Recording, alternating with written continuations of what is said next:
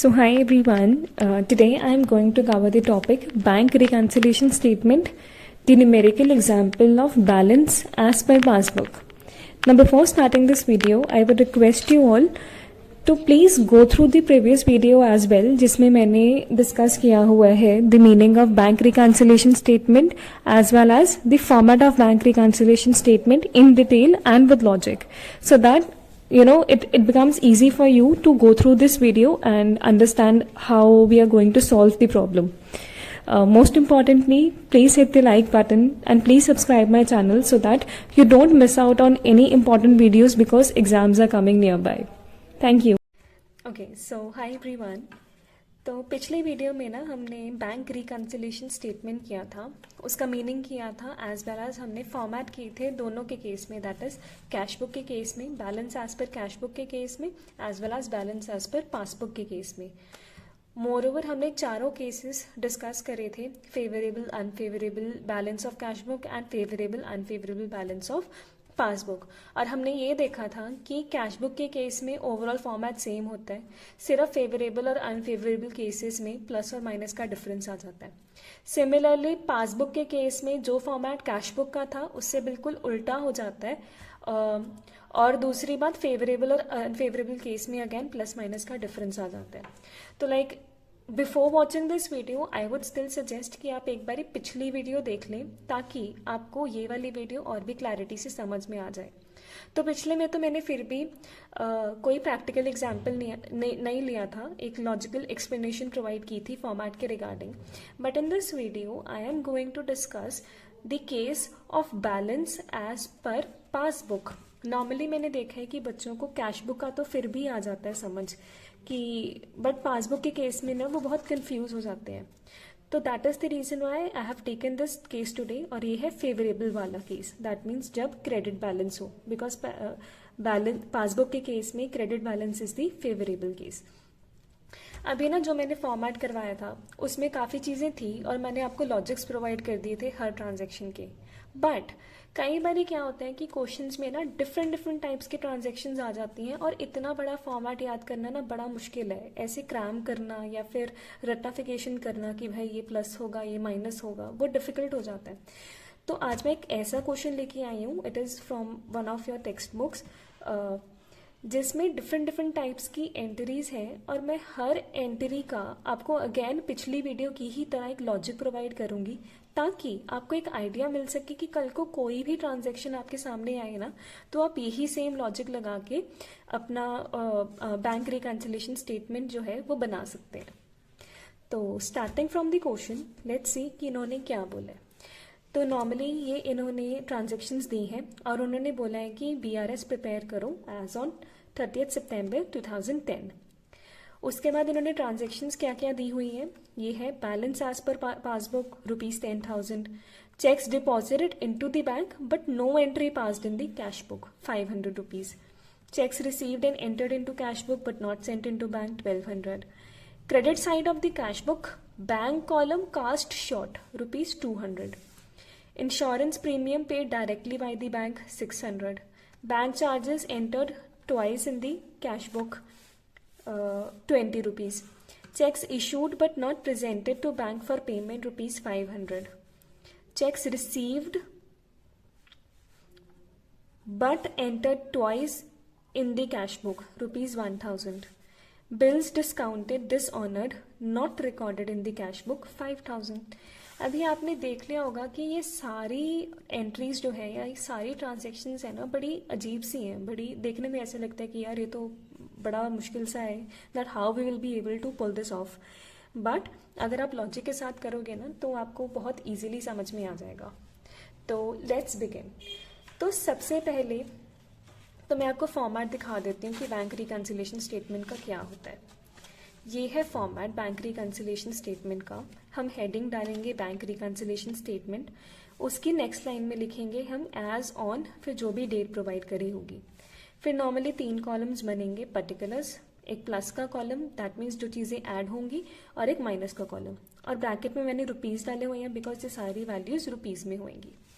और मैंने left side पे ना पहले ही जितनी भी हमने क्वेश्चंस में ये एंट्रीज देखी थी वो मैंने पहले ही लेफ्ट साइड में लिखी हुई है ताकि हमें वैल्यूज डालने में ज़्यादा टाइम ऑक्यूपाई ना हो।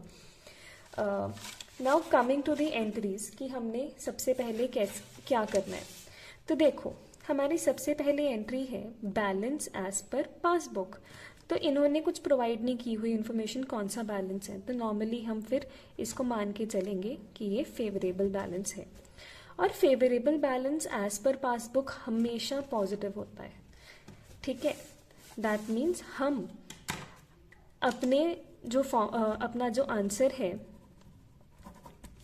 उसमें balance as per passbook 10,000 rupees plus वाली साइड लिखेंगे, ठीक है।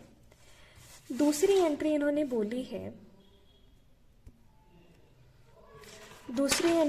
बोली है cheques deposited into the bank but no entry passed in the cash book.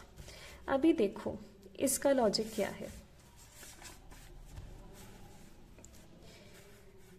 Checks deposited into the bank but no entry passed in the cash book. अभी अगर आपने पिछली वीडियो देखी होगी ना, तो मैंने आपको समझाया था कि जब बैलेंस एज पर पासबुक दिया हो ना, तो हमारी कोशिश होती है कि हम पासबुक को कैश बुक के इक्वल करें, मतलब कि पासबुक को कैश बुक के सिंक में करें, ठीक है। अभी इसका मैं आपको समझाती हूँ कि ये वाली एंट्री हम कैसे करेंगे। देखो सिंपल सी बात है, सबसे पहले ना कोई भी रैंडम वैल्यू ले लिया करो। लेट्स से दोनों के केसेस में मैंने 10,000 स्टार्टिंग में डाल दिया, ठीक है, दोनों इक्वल हो गए।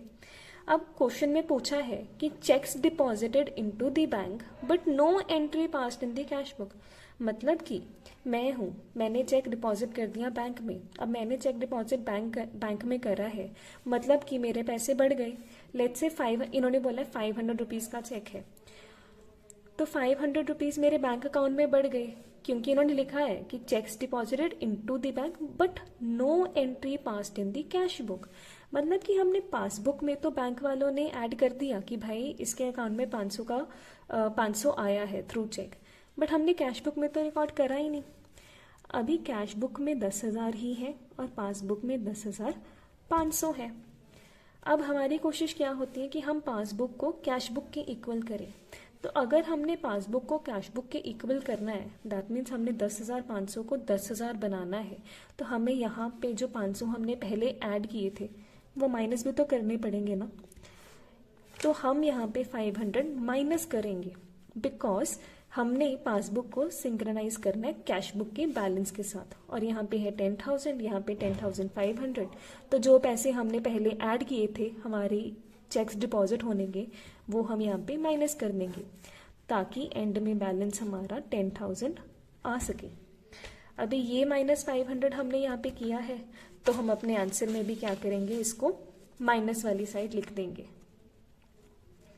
Checks deposited into bank but no entry passed in the cash book, मतलब हमने मेन ट्रीटमेंट ये वाला किया है। यहाँ तक तो ट्रीटमेंट पहले हुआ ही हुआ था, यहाँ तक तो इन्होंने बताया हुआ है कि भाई हुआ है तुम्हारा, इसके बाद तुमने ये वाला स्टेप फॉलो किया है। That is the reason why हम ये वाले माइनस को कंसिडर करेंगे। उसके बाद थर्ड है cheques received and entered in the cash book but not send to the bank. अभी इसका मतलब क्या हुआ,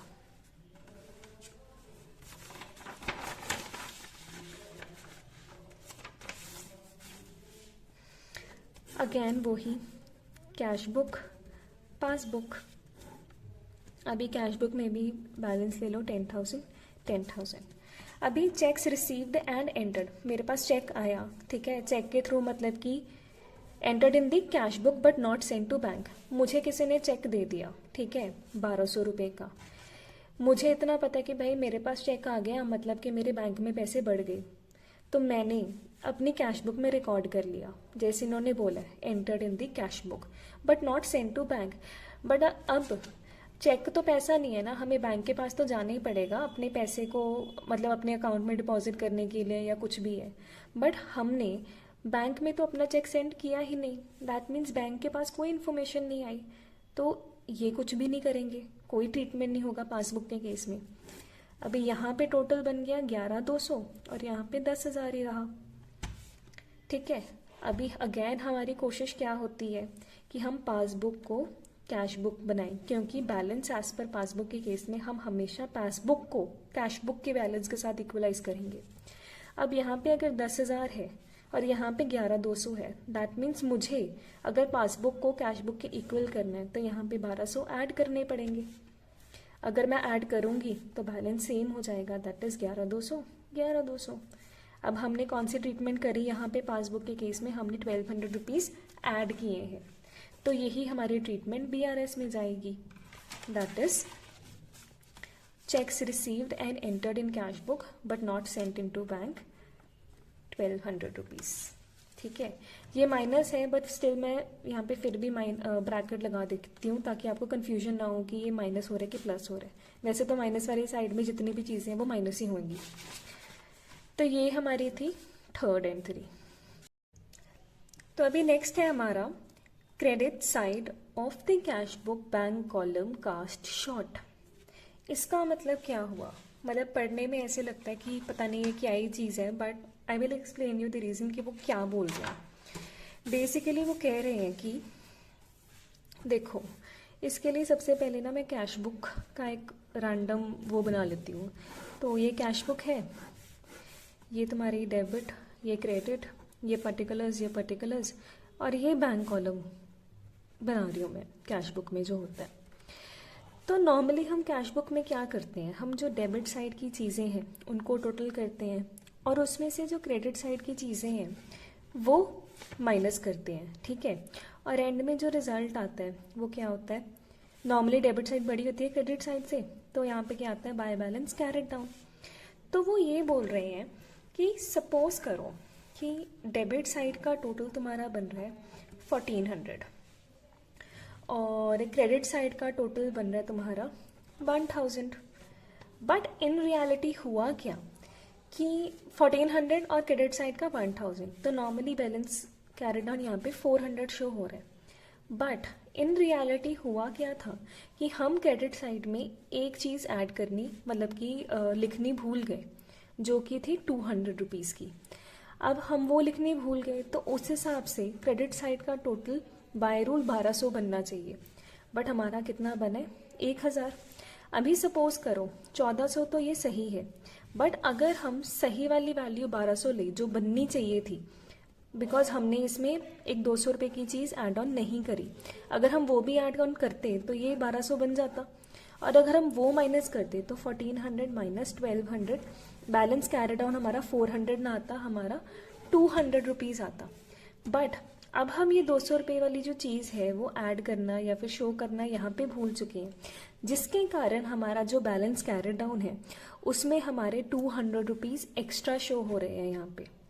ठीक है, अभी 200 रुपीज़ एक्स्ट्रा शो हो रहे हैं, इसी कारण वो ये बोल रहे हैं कि credit side of the cash book bank column cast short. मतलब कि जो यहाँ पे क्रेडिट साइड में 1200 बनने चाहिए थे वो हमारे 1000 बने हैं, और जो ये 200 है बेसिकली ये कास्ट शॉर्ट है।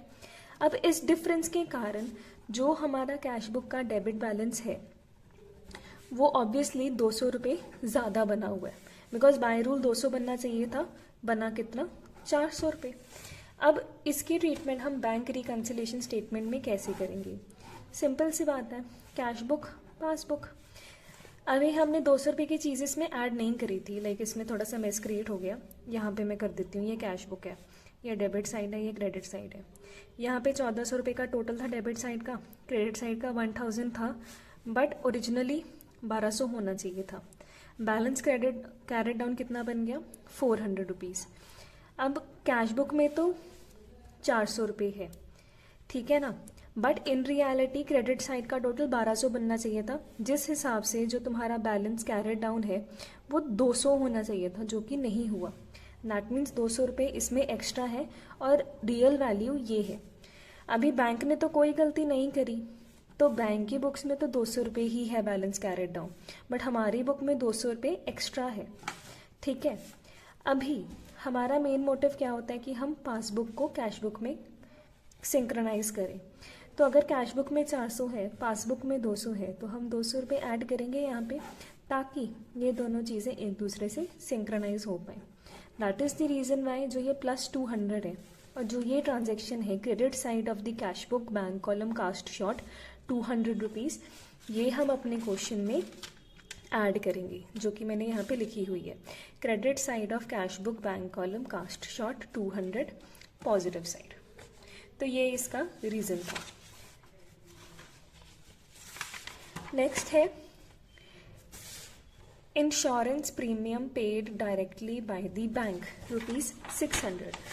तो अगर आपने पीछे वीडियो देखी होगी तो उसमें मैंने इस चीज़ के बारे में बात करी हुई है कि कोई भी अगर एक्सपेंसेस हैं वो बैंक डायरेक्टली पे करता है तो उस केस में हम क्या करते हैं। But still I will show you. वही 10,000 हम पहले मान के चलते हैं कि एक बैलेंस है ताकि दोनों इक्वल हों। अब उन्होंने बोला कि इंश्योरेंस प्रीमियम है वो paid directly by the bank है, मतलब इंश्योरेंस प्रीमियम तो मेरा है, अभी वो बैंक अकाउंट से पे हो चुका है, बैंक ने डायरेक्टली पे कर दिया, बट मेरे पास कोई इंटीमेशन नहीं है, ठीक है, या फिर मैं भूल गई या जो मर्जी रीज़न लगा लो। अब इसमें क्या है 10,000 रुपये, ठीक है, मेरे कैश बुक के बैलेंस में 10,000 है, बट पासबुक में मेरे हो गए 9,400, बिकॉज पासबुक में से तो मैंने डिडक्ट कर दिए क्योंकि paid directly by the bank है, मुझे कोई इंटीमेशन नहीं है, इस करके मैं अपनी कैश बुक में कुछ नहीं डाल रही। तो डिफरेंस क्रिएट हो गया। अभी रिकनसाइल करना है, पासबुक को कैश बुक के साथ सिंक करना है, तो यहाँ पे 600 ऐड कर दो ताकि ये दोनों इक्वल बन सकें, that is 10,000 and 10,000।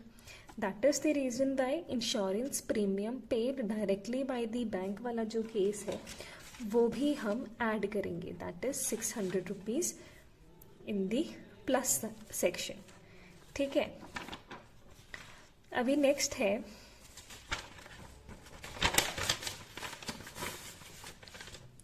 Bank charges entered twice in the cash book. अभी bank charges entered twice in the cash book का मतलब क्या हुआ, कैश बुक पासबुक 10,000 10,000। अभी bank charges enter twice in the cash book. अब तुम देखो जो बैंक चार्जेस है वो बेसिकली बैंक जो हमारे एक्सपेंसेस हैं, ठीक है, जो हमने बैंक को पे करने हैं या कुछ भी है, तो मेरा एक्सपेंस है तो मैंने माइनस करना था, ठीक है, बैंक भी माइनस करेगा मेरे अकाउंट से, 10,000 बेसिकली मेरे अकाउंट में पैसे हैं, उसमें से 20 रुपये माइनस करेगा। बट इन्होंने क्या शो करा हुआ है कि bank charges entered twice in the cash book, मतलब कि मैंने 2 बार डिडक्ट कर दिए अपनी कैश बुक में से, जबकि बैंक वालों ने तो एक ही बार करा हुआ है, उन्होंने सही किया हुआ है, मैंने गलती से अपनी कैश बुक में 2 बार ही वो डिडक्ट कर दिए। अभी यहाँ पे कितना बैलेंस आ गया 9960, बट यहाँ पे कितना है 9980, ठीक है। अभी वही रूल, पासबुक है तो कैश बुक में सिंक करना है। अभी यहाँ पे 9980 है, 9960 है, यहाँ पे अगर मैंने इसको इसके इक्वल करना है तो 20 माइनस करेंगे हम पासबुक में से ताकि 9960 बन सके। अभी मैंने यहाँ पे माइनस करा है तो हम अपनी बैंक रिकन्सिलेशन स्टेटमेंट में भी इसको माइनस वाली साइड डालेंगे, that is 20 rupees in the minus side, मैं ब्रैकेट में डाल रही हूँ, ठीक है। अभी नेक्स्ट है हमारा cheques issued but not presented to bank for payment ₹500। ये भी मैंने अपनी पिछली वीडियो में डिस्कस करा था कि कैसे है, बट वो मैंने कैश बुक के केस में करा था, बट वही मैंने बोला था कि कैश बुक में जो ट्रीटमेंट होती है ना वो पासबुक में बिल्कुल उल्टी होती है। तो अगर तो ये कैश बुक का केस होता, मतलब balance as per cash book का, तो हम इसको प्लस करते, बट ये है बैलेंस एज पर पासबुक का केस, तो इसमें हम माइनस करेंगे। रीज़न अभी देखो 10,000 में वही ले रही हूँ कॉमन, ठीक है। Cheques issued but not presented to bank for payment, मतलब कि मैंने किसी को पेमेंट करनी थी, मैंने उस बंदे को पेमेंट कर दी चेक के थ्रू, ठीक है, मैंने ये मान लिया कि भाई मेरी 500 की पेमेंट चली गई है बिकॉज मैंने उस बंदे को चेक दे दिया। बट हुआ ये कि उस बंदे ने, वो बंदा जो है वो अपने बैंक के पास तो गया ही नहीं पैसे निकलवाने, मतलब ताकि मेरे अकाउंट से डिडक्ट हो सके और उसमें जा सकें जैसे भी है, ठीक है। तो जब मेरे, अब वो बैंक के पास गया नहीं तो बैंक ने इस चीज़ पे एक्ट करा नहीं, तो इन रियलिटी मेरे बैंक में से कोई पैसा नहीं गया, बट मैंने अपनी कैश बुक में 500 डिडक्ट कर लिए, जबकि इन रियलिटी अभी तक बैंक ने कोई इस पर एक्शन नहीं लिया। तो कैश बुक में 9,500 रुपीज़ शो हो गए, बट पासबुक में कितना है अभी भी मेरा 10,000 रुपीज़, ठीक है ना।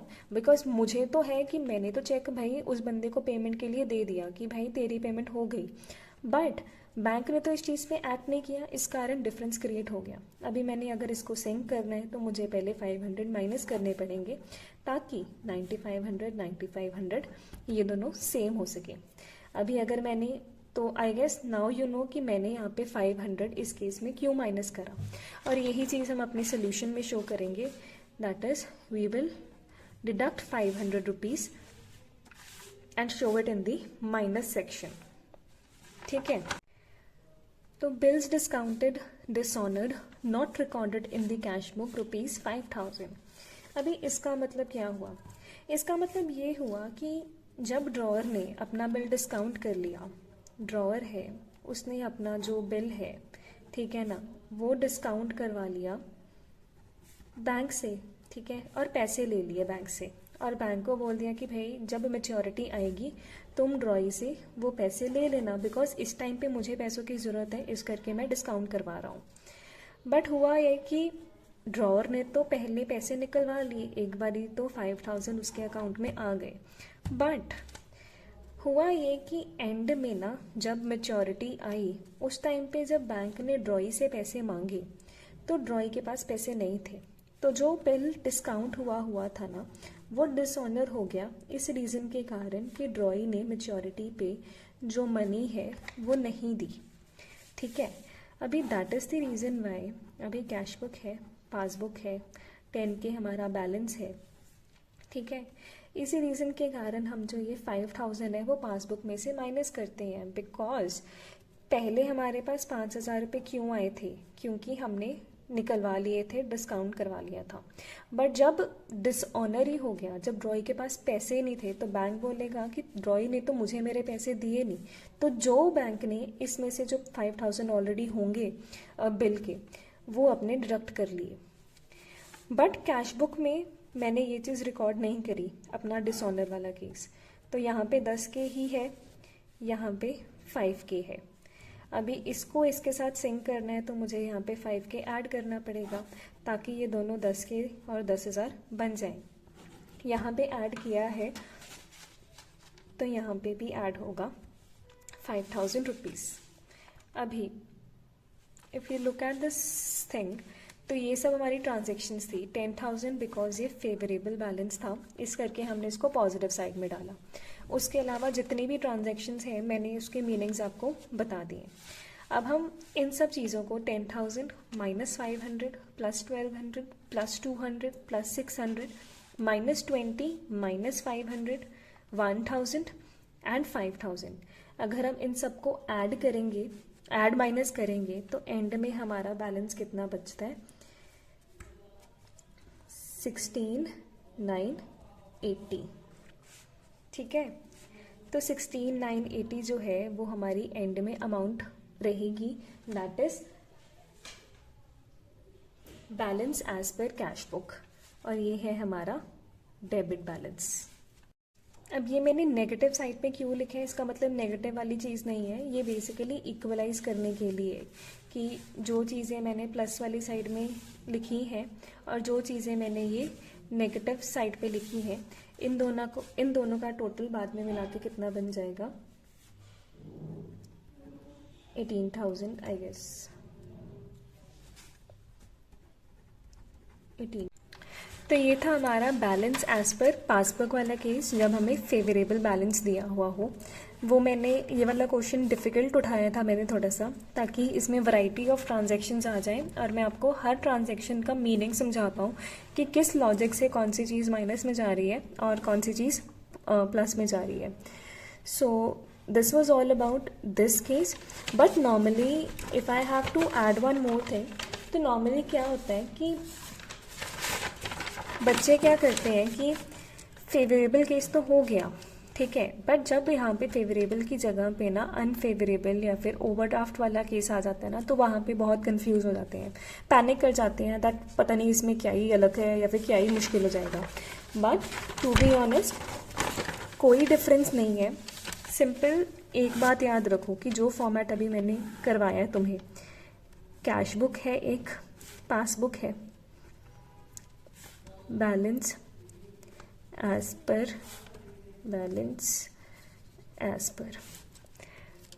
एज पर कैश बुक के केस में फॉर्मेट सेम है दोनों सिचुएशंस में, चाहे वो फेवरेबल है चाहे वो अनफेवरेबल है।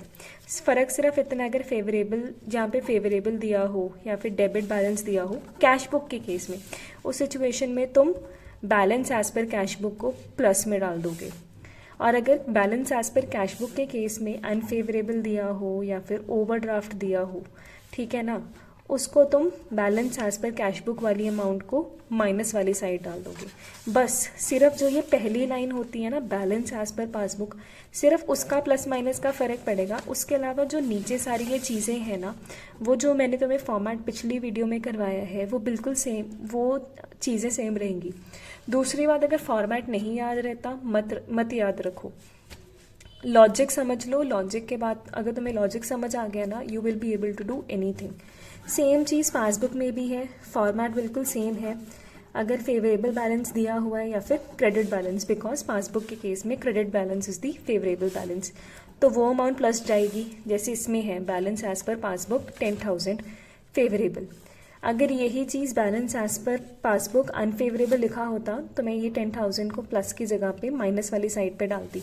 जो ये नीचे वाली चीज़ें हैं वो फिर भी सेम ही रहती।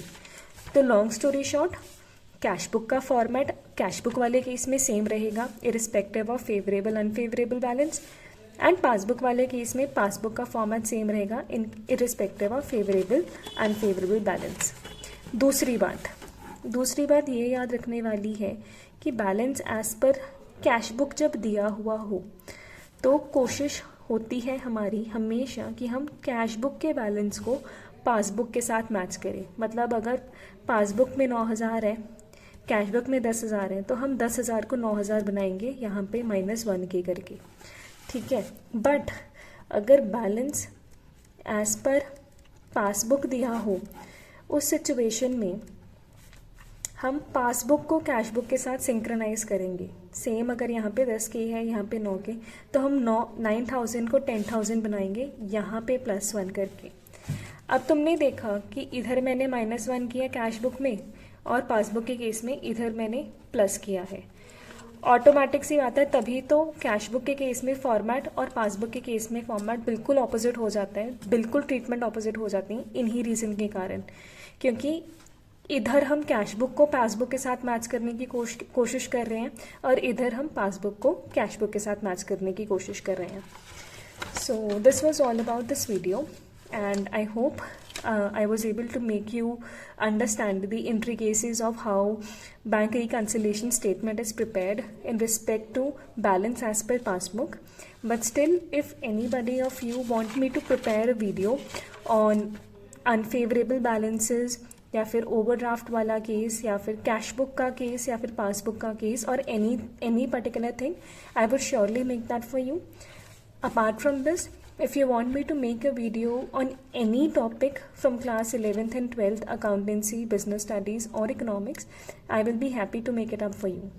Last but not the least, if you found this video worthy enough to watch and if you were able to understand, even a little bit of something, please do hit the like, subscribe and share button. It would really mean a lot because it is the ultimate motivation for me to keep making videos for you all. Thank you so much.